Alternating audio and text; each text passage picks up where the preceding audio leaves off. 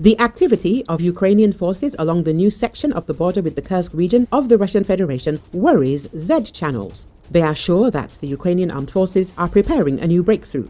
This statement was made by the Russian Z resource Northern Channel, associated with the Russian armed forces. The other day, the defense forces dealt a very painful blow to the Russian armed forces in the Tetkino area. Ukrainian drones destroyed a certain amount of very important equipment. Not tanks, armored personnel carriers or cars, but something related to communications. Anyone in the Kursk region on the combat mission felt it. The channel wrote, "It is known that the equipment that provided the Russian armed forces with access to the Yamal satellites was destroyed. The destruction of this equipment disrupted Russian communications and intelligence." The Severny Canal claims that the Ukrainian armed forces did not stop there. The occupiers recorded very active work of Ukrainian artillery on the positions of the Russian army.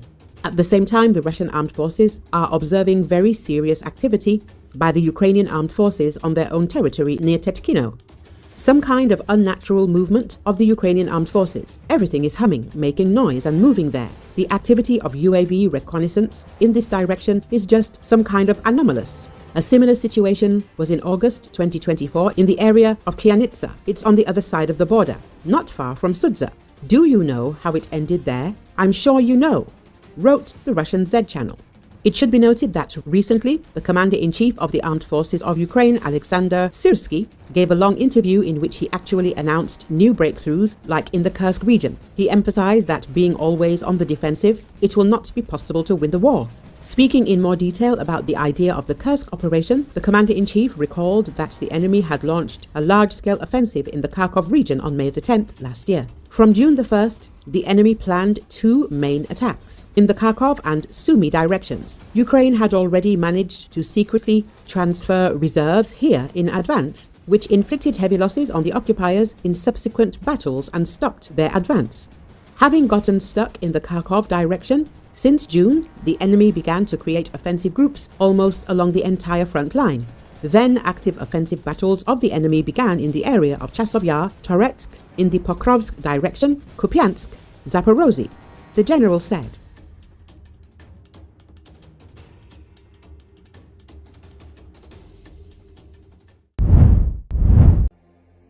U.S. President Donald Trump took his first trip of his second administration on Friday, touring areas affected by wildfires and reaffirming the government's support for California.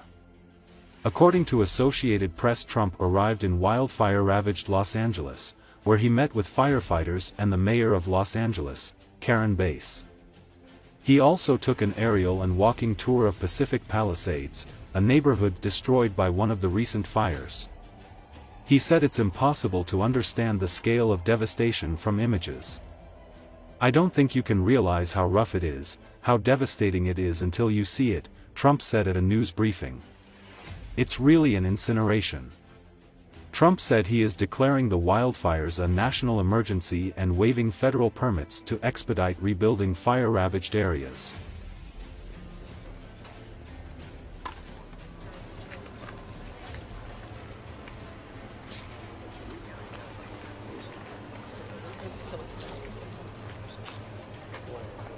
But I just want to thank everybody. We're going to be with you. Your governor met us at the plane, and we had a good talk, very, very positive talk. We have to work together to get this really worked out. I don't think you can realize how rough it is, how devastating it is until you see it.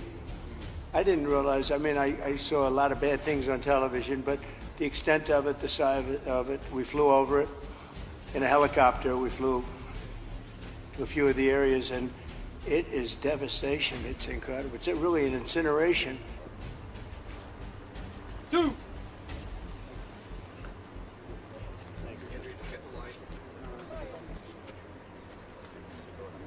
We're going to work very hard with the mayor, the governor, the supervisor, and everybody, and get the resources behind you.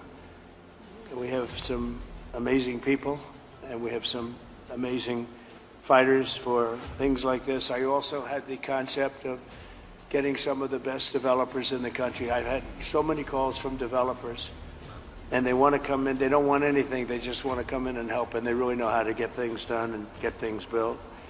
I would ask that the local officials, because we're going to essentially waive all federal permits. We're going to have you go very quickly because a federal permit can take 10 years. We're not going to do that. We don't want to take 10 days. I would.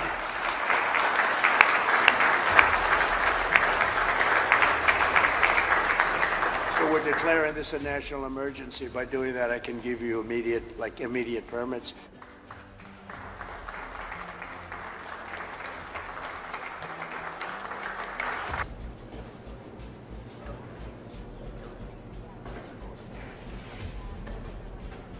Let me also say that I know you had an opportunity to see the devastation.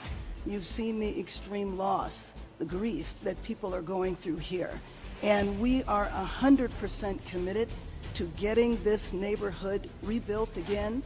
You mentioned a couple of things in terms of us expediting. So I signed executive directives right away so that we could cut the red tape, we could get people back building as fast as possible. And we're going to continue doing that.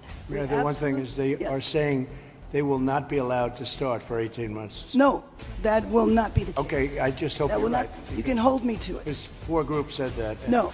That would be they should be able to do it. They should be able to start tonight. That will not be the case. You know, first we have to take care of, to make sure that there's not getting rid of the hazardous waste. Yeah, it's just real. And they said, yeah, it's totally heavy. You have to be very strong.